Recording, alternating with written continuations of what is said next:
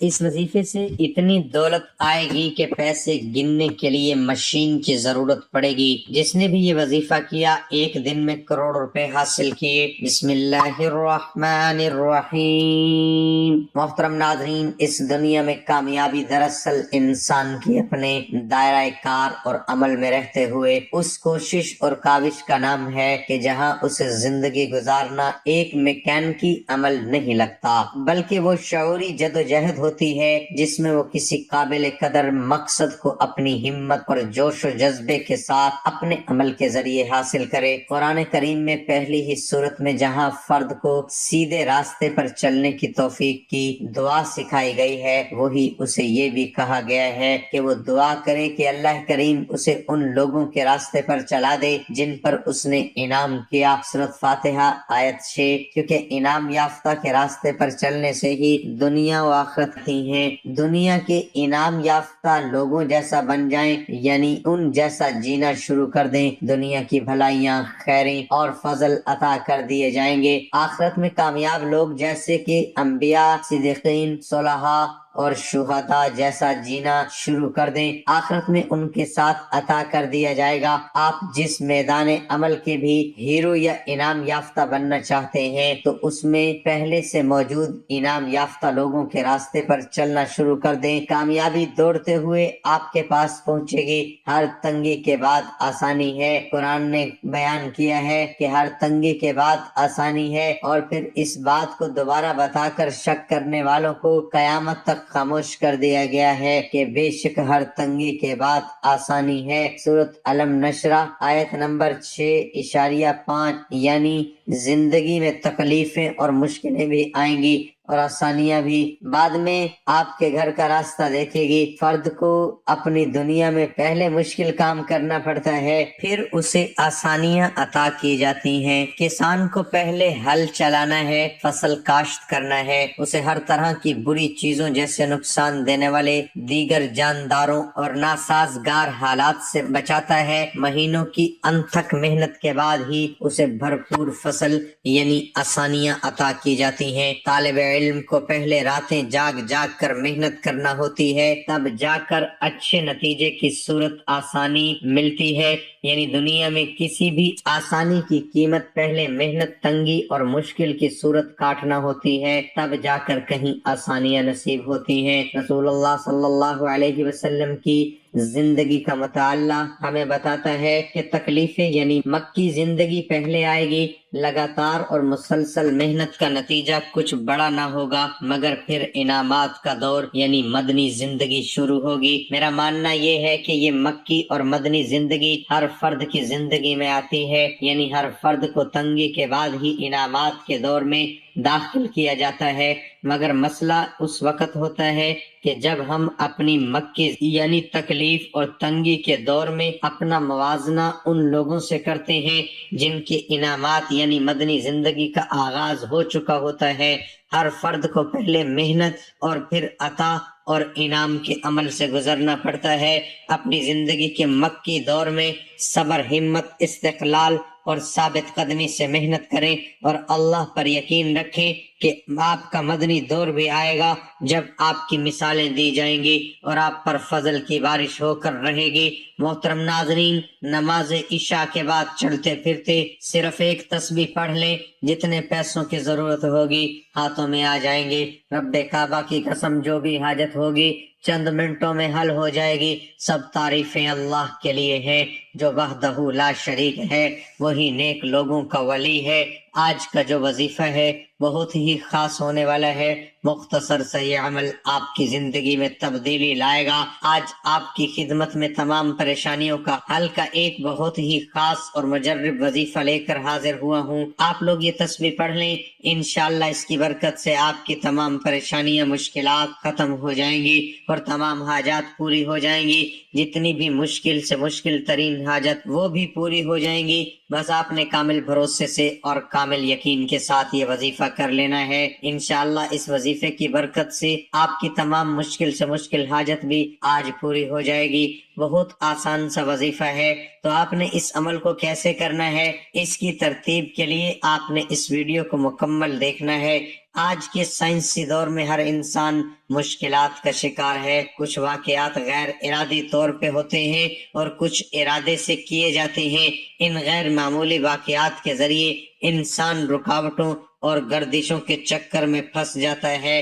وہ اپنے تمام استائزہ، صحت اور پیار، تعلقات، محبت اور یہاں تک کہ اپنی ذات بھی داؤ پر لگا دیتا ہے۔ اسے اپنی قسمت پر شک ہونے لگتا ہے۔ شادی، کاروبار، رشتہ نہ آنا، رشتہ داروں کی مخالفت، جلد شادی نہ ہونا، کاروبار کا چلانا لیکن چل نہیں پانا، مخالفتوں کی روک ٹوک، شیطانی اثرات کہ کیا کسی نے کچھ کر تو نہیں دیا، میرے ساتھ ایسا کیوں ہوتا ہے۔ ایسی تمام چیزیں ختم کرنے کے لیے آج کا یہ وظیفہ بہت ہی مجرب ہے۔ آج تک آپ نے یہ وظیفہ نہ کبھی سنا ہوگا نہ کبھی کیا ہوگا، آپ اس وظیفے کو لازمی پڑھ لیجئے گا۔ یہ وظیفہ کرنے سے انسان کی بڑی سے بڑی پریشانی دور ہو جاتی ہے اور بڑی سے بڑی آپ کی حاجت جو ہے وہ بڑی سے بڑی مرادیں ہوں، بیماریاں ہوں، تکلیف ہوں، دکھ ہوں، پریشانیاں ہوں، چاہے وہ اولادی ہو یا رزق بند ہو چکا ہو، کاروبار بالکل نہ ہو، تو یہ وظیفہ آپ لوگ ایک بار کر کے ضرور دیکھیے گا۔ ہر پریشانی سے آپ کو انشاءاللہ فوراً چھٹکارا مل جائے گا۔ اگر قرض دار پریشان کر رہے ہیں تو اس کے لیے بھی یہ وظیفہ آپ لوگ لازمی کر لیجئے گا۔ بہت ہی آسان سا وظیفہ ہے۔ اپنی حاجتوں کو، اپنی پریشانیوں کو، جو آپ کے مسئلے ہیں ان کی نیت کیجئے گا۔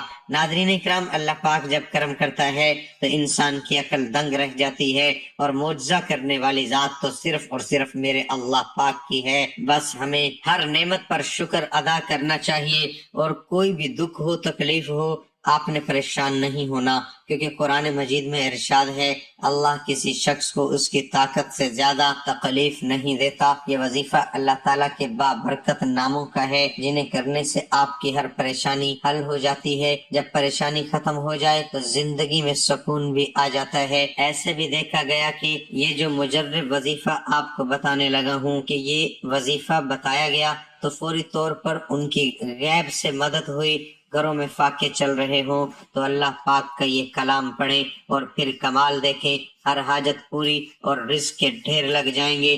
آپ کی کوئی بھی مشکل ہے حل ہو جائے گی۔ بے روزگاری ہے، بیماری میں مبتلا ہیں، فاقوں میں مبتلا ہیں، اور کچھ لوگوں کو دولت کی خواہش ہے، تو انہیں مسائل کے پیش نظر بہت ہی مجرب وظیفہ پیش کیا جا رہا ہے۔ فاقہ ختم، عزت، دولت، شہرت کیسے ملتی ہے؟ تو اس لیے وظائف بتائے جا رہے ہیں کہ لوگ جو فاقوں کے سمندر میں غوطے لگا رہے ہیں، جب خوشحال ہوتے ہیں تو دل خوشی سے ہمارا بھر جاتا ہے۔ ناظرین یقین مانیں کہ اس وظیفے کو پڑھنے والا کبھی ایسا نہیں ہوا کہ اس کی زندگی میں فوری طور پر رزق نہ آیا ہو، اس کو دولت فوری طور پر نہ ملی ہو۔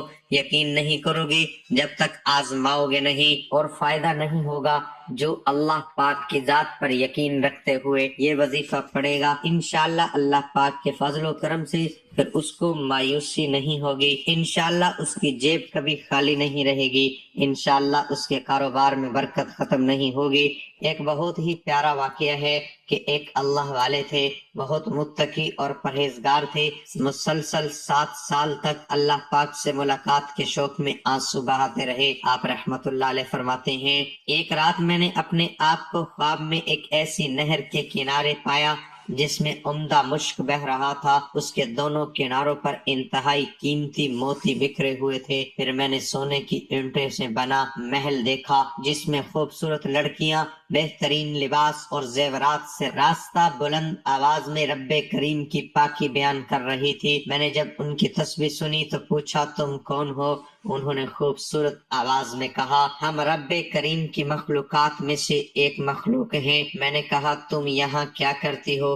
انہوں نے کہا کہ رب کریم نے ہمیں ان لوگوں کے لیے پیدا فرمایا ہے جو رات کو قیام کرتے ہیں اور اپنے رب سے مناجات کرتے ہیں جب لوگ سو رہے ہوتے ہیں۔ میں نے کہا وہ خوش قسمت لوگ کون ہیں جن کی آنکھیں رب کریم تم سے ٹھنڈی کرے گا؟ انہوں نے کہا کیا تم ان لوگوں کو نہیں جانتے؟ میں نے کہا نہیں۔ تو انہوں نے کہا کہ بے شک وہ لوگ ہیں جو قرآن پاک کی تلاوت کرتے ہیں، تہجد پڑھتے ہیں، دن کو روزہ رکھتے ہیں۔ ایسے خوش قسمت عبادت گزاروں کے لیے اللہ کریم نے ہمیں پیدا فرمایا ہے۔ سبحان اللہ۔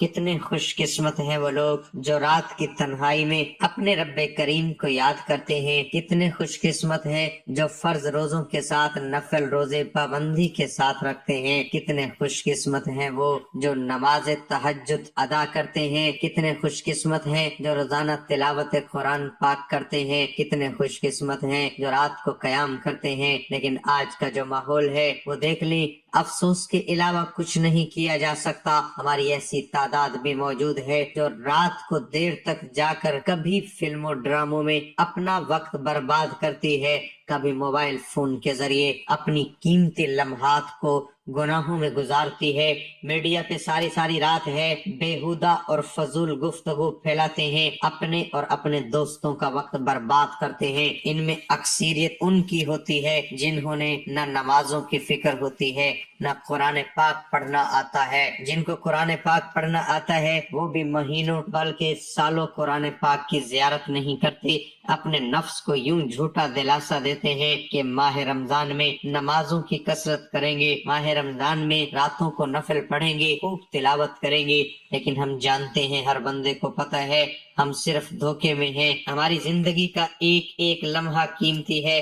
آج ہسپتالوں میں جا کے دیکھ لیں، ایسے لوگ جو کہتے تھے کہ ہم بڑھاپے میں عبادت کریں گے، ان کو اتنا موقع نہیں ملتا، جوانی میں ہی ایسے حادثات آ جاتے ہیں، ان کی ایک لمحے میں زندگیاں ختم ہو جاتی ہیں۔ قبرستانوں میں جا کر دیکھ لیں، انسان کا ایک لمحے کا پتہ نہیں ہے۔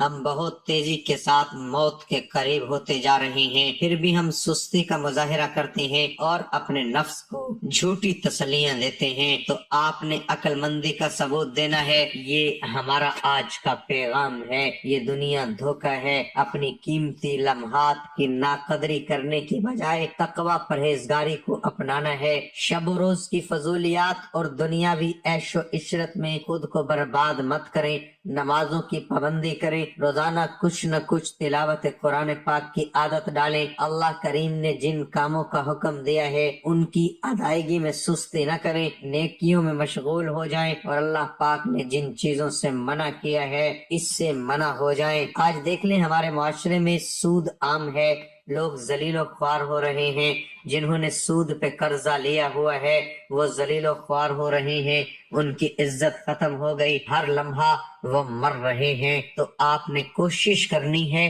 سب سے پہلے اپنے گناہوں کی معافی مانگنی ہے، نیک کام کریں، 5 وقت کی نماز ادا کریں، آج سے ہی عادت ڈالیں۔ تو محترم ناظرین اکرام، رب کریم کی بارگاہ میں حسب و نسب، مال و دولت، عزت و شہرت والا خوش قسمت نہیں، بلکہ خوش قسمت وہ ہے جو چاہے کسی بھی قبیلے سے ہو، قوم سے ہو، گوری رنگت رکھتا ہو، کالی رنگت رکھتا ہو، دولت مند ہو، مفلس ہو، غریب ہو، مرد ہو، عورت ہو، اگر وہ ایمان والا ہے، نیک اعمال کرتا ہے، رب کریم کی اور فرما برداری میں اپنی زندگی گزارتا ہے، وہی دنیا میں بھی کامیاب ہو جاتا ہے، آخرت میں بھی کامیاب ہو جاتا ہے۔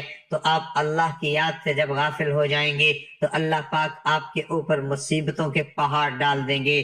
تو آپ نے کوشش کرنی ہے کہ اللہ پاک کی ذات پہ بھروسہ رکھتے ہوئے اللہ کو کثرت سے یاد کرتے رہیں، ہر وقت آپ کی زبان پر اللہ کا ورد جاری ہونا چاہیے، کوشش کریں ہر وقت اللہ کا شکر ادا کریں۔ آپ نے یہ وظیفہ کیسے کرنا ہے اس کی تفصیل آپ اچھے طریقے سے ذرا سمجھ لیں۔ آپ کسی بھی نماز کے بعد اس عمل کو کر سکتے ہیں، نماز کے بعد آپ کو وقت نہیں ملا، آپ کسی بھی وقت اس عمل کو شروع کر سکتے ہیں، لیکن بہترین جو ٹائم ہے وہ عشاء کی نماز ہے، کیونکہ وہ قبولیت کی گھڑیاں ہوتی ہیں۔ پورے دن میں ایک وقت ایسا ہوتا ہے جس میں قبولیت کا امکان بڑھ جاتا ہے، تو علماء نے لکھا ہے کہ وہ جو وقت ہے وہ عشاء کے بعد کا وقت ہے۔ تو آپ نے سب سے پہلے عشاء کی نماز ادا کر لینی ہے۔ عشاء کی نماز ادا کرنے کے بعد آپ نے اسی جگہ پہ بیٹھ جانا ہے اور اعوذ باللہ من الشیطان الرجیم اور بسم اللہ الرحمن الرحیم پڑھ لینی ہے۔ اس کے بعد آپ نے درود شریف پڑھ لینا ہے۔ درود پاک پڑھنے کے بعد وہ 3 لفظ کون سے ہیں آپ نے اس کی ایک تسبیح پہلے بیٹھ کے کر لینی ہے۔ آپ کی کتنی بھی مشکل سے مشکل حاجت کیوں نہ ہو، ہر مشکل ہر حاجت آسان ہو جائے گی، آپ کی ہر حاجت منٹوں میں چٹکیوں میں پوری ہو جائے گی، ہر مشکل ہر پریشانی کا فوری حل ہو جائے گا۔ آپ کے اوپر لاکھوں کروڑوں کا قرض ہے، اللہ پاک ایسے اسباب پیدا کر دے گا، وہ ادا ہو جائیں گے۔ آپ بے روزگار ہیں، آپ کو روزگار مل جائے گا، آپ بے اولاد ہیں آپ کو اولاد مل جائے گی، اچھے رشتے چاہیے رشتے مل جائیں گے، کاروباری مشکلات ہیں کاروباری مشکلات ختم ہو جائیں گی۔ تو آپ نے ایک تسبیح جو پڑھنی ہے وہ یہ ہے، یا وہابو یا رزاقو یا باسطو، یا وہابو یا رزاقو یا باسطو، ان 3 ناموں کی ایک تسبیح پڑھ لینی ہے۔ اس کے بعد آپ نے دوبارہ پھر درود شریف پڑھ لینا ہے۔ درود شریف پڑھنے کے بعد آپ نے اللہ کی بارگاہ میں دعا مانگ لینی ہے، گڑ گڑا کر اپنے مقصد کے لیے دعا مانگ لینی ہے۔ اس کے بعد آپ نے کوشش کرنی ہے کہ بعد میں آپ کو اپنا کام بھی کرتے رہیں، کام کرنے کے دوران بھی آپ ان الفاظ کو دہراتے رہیں، چلتے پھرتے اٹھتے بیٹھتے آپ نے پڑھتے رہنا ہے، اور یہ کم از کم 7 دن تک آپ نے لگاتار عمل کرنا ہے۔ روزانہ عشاء کی نماز کے بعد آپ نے یہ ایک تسبیح پڑھ لینی ہے، اور اس کے بعد اگلے دن عشاء کی نماز تک آپ نے کوشش کرنی ہے کہ چلتے پھرتے اٹھتے بیٹھتے آپ نے پڑھتے رہنا ہے۔ دیکھنا کیسے آپ کے بیڑے کام بنتا ہے، کیسے آپ کے بیڑے کام بننا شروع ہو جائیں گے، آپ کا ہر آنے والا دن پہلے سے بہتر ہونا شروع ہو جائیں گے۔ کوئی بھی وظیفہ نماز کے بغیر مکمل نہیں ہوتا، آپ نے 5 وقت کی نماز بھی لازمی ادا کرنی ہے، صدقہ بھی دینا ہے۔ محترم ناظرین اکرام، اپنے رزق میں برکت، وسعت اور کشادگی کے لیے اللہ کے 99 ناموں میں سے ایک نام کمنٹ سیکشن میں لازمی لکھ دیا کریں۔